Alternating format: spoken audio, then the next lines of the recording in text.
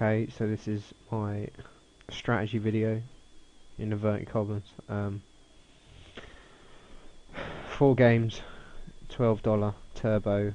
Um, they've just started. We've kind of got a lot of action here straight away. We had a raise and a min 3-bet and a cold call of the min 3-bet. We're obviously going to get to a showdown. Ace Queen is fantastic play. Pretty standard by the jacks, although it was a min 3-bet, so there's something to note for later. Here I hate players limping my blinds, and so I'm actually just going to raise them up straight away. We hit top pair, which I think is probably good. It's a relatively dangerous board though, so we're just going to value bet at this point. Flat calls, which is a bit weird. Kind of just going to check, control the pot a little bit. We make a straight on the river, and I think it's just time to make a small value bet. It'll kind of call us with a lot of one pair hands here, I think. I don't think he has an ace a lot of the time. It's very hard unless he has a ace with 2 diamonds in his hand, and we take the pot.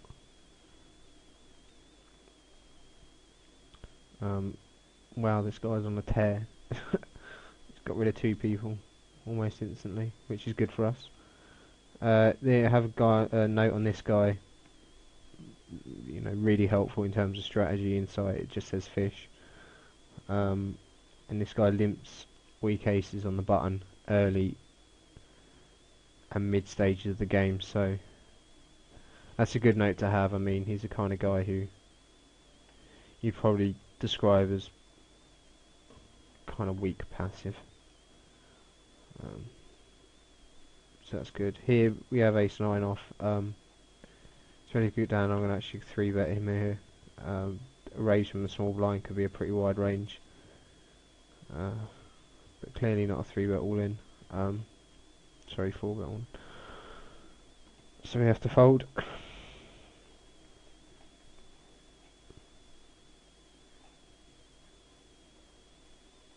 Here, kind of any ace from the small blind is a raise, certainly in the early stages. This guy, I mean, you have to be relatively careful because he's the chip leader, so he will call you a lot lighter. He has a huge stack. When we hit top pair there, I think we have to bet for value and try and get him to come along. Ace 10 here is a weird spot. I think we can't really 3-bet at this point, but given it's such a small raise, I'm going to call. It's pretty horrible being so out of position, but he's a pretty weak player. This paired board is relatively standard, but here he's checked the flop, so this kind of tells me he's on some sort of like over pairs, kind of king queen, king jack, ace queen, those type of hands. Here I don't really like calling with a small suited ace, especially the chip leader, and the raises come from under the gun, so fold that. Well, it's kind of an odd situation there. He gave up a lot of chips and folded.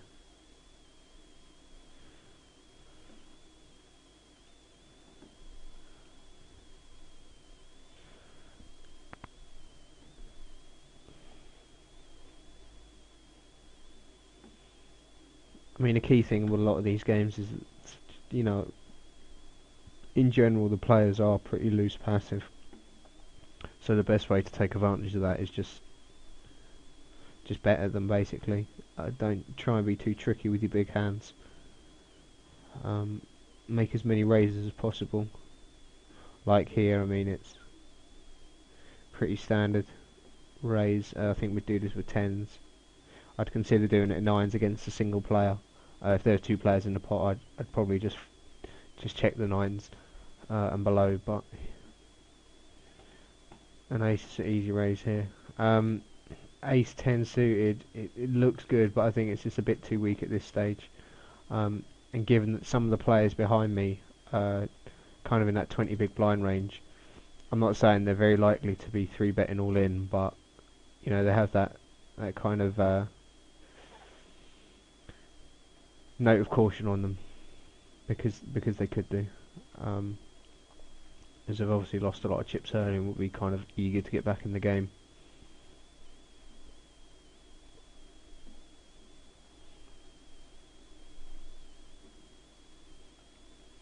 Six. I mean, a key thing in these games is being quite active in the small blind when it's folded to you, especially early on. Kind of those little chips that you can kind of get will kind of help separate you from the other good players at the table. Obviously against bad players you can kind of scrape a lot of your edge by playing a good bubble strategy.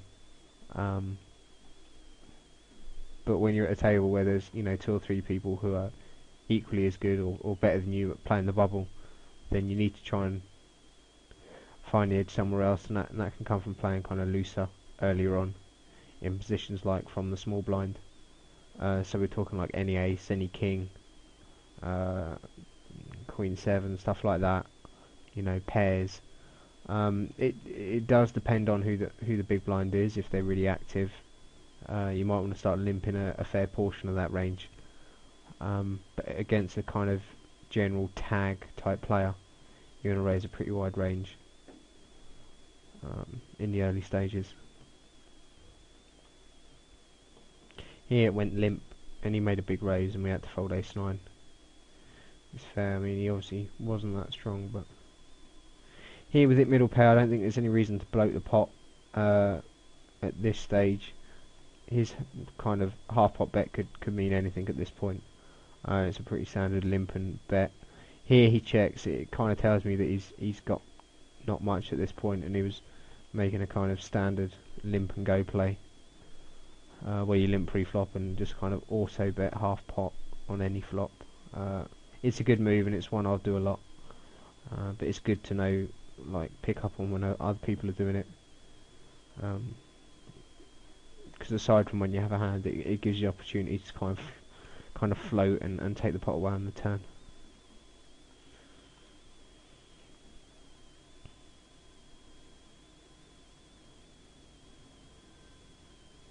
King 7, I should say, if it's folded to me, it's probably a fold, but it's not too far off from a raise at this point. Probably King 9 I would go down to. Wow, this guy's called super light. Wow, that's fantastic for us.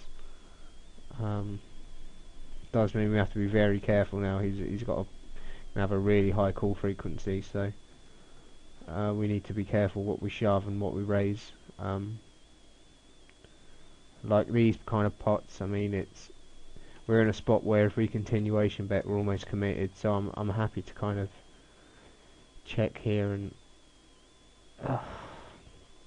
he puts us in a really sick spot because we've got no fold equity against this guy. I know we've got the nut flush draw, but we literally have none, and we're in a spot we've almost got 20 big blinds still, so I think a fold is fine. I see a common thing, and it's a thing you'll see a lot when a player gets big stacked so early. He'll limp a lot of these buttons. They won't be aggressive enough to try and raise every hand. Here, I think because he is so loose, I'm prepared to get it in. If this is a blank turn, I will shove, just to try and protect my hand, knowing he'll call quite loose, as he does.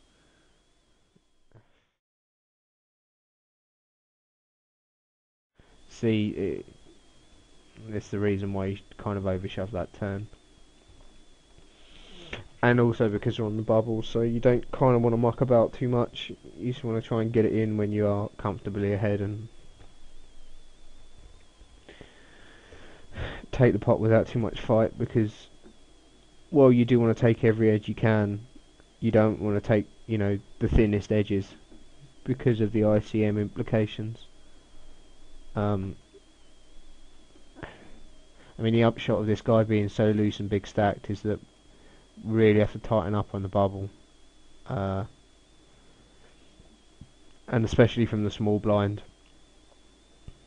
We can't be raising as many hands as we might normally until we get a bigger stack, that is. But at this point we're kind of stuck at the moment and kind of in a position where we have to wait for hands. Here, kind of against one player who seemed quite loose, so I'm happy just to check it and call. If it was against any more, I'd probably fancy a lead there, just because you can kind of get into I guess I've heard it called a negative equity slow play. You know, you kind of slow play yourself into oblivion. You don't kind of get value when you're ahead and let yourself get outdrawn. So